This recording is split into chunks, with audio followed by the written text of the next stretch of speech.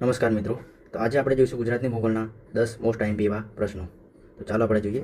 તો પહેલો છે, ગુજરાત રાજ્યનો દરિયો કિનારો આશરે કેટલા કિલોમીટર લાંબો છે? હમણાં તો આ વધી ગયો છે, પણ જૂના ડેટા પ્રમાણે છે તો 1600 કિમી આવશે. બીજો પ્રશ્ન જોઈએ, કઈ નદીને ગુજરાતની જીવાદોરી કહેવામાં આવે છે? આમાં જવાબ આવશે નર્મદા. ત્રીજો પ્રશ્ન છે, ગુજરાતનો સૌથી ઊંચો પર્વત કયો છે? તો જવાબ બી આવશે ગિરનાર. ગુજરાત કયા જિલ્લામાં થોળ પક્ષી અભયારણ્ય આવેલું છે? થોળ પક્ષી અભયારણ્ય આવેલું છે મહેસાણામાં. થોળ પક્ષી અભયારણ્ય મહેસાણા જિલ્લાના કડી તાલુકામાં આવેલું છે. કર્કવૃત ગુજરાતના કેટલા જિલ્લામાંથી પસાર થાય છે?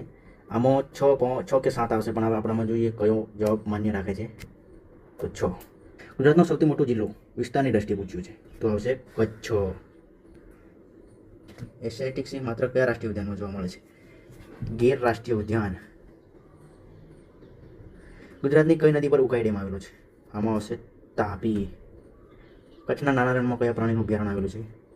ગુડખર. કચ્છનું નાનું રણ જંગલી ગધેડા એટલે કે ગુડખર માટેનું વિશ્વનું એકમાત્ર અભયારણ્ય છે. ગુજરાતની ઉત્તર સીમાએ કઈ પર્વતમાળા આવેલી છે? તો આમાં આવશે અરવલ્લી. અરવલ્લી પર્વતમાળા ગુજરાતની ઉત્તર અને ઉત્તર પૂર્વ સીમાએ આવેલી પ્રાચીન પર્વતમાળા છે.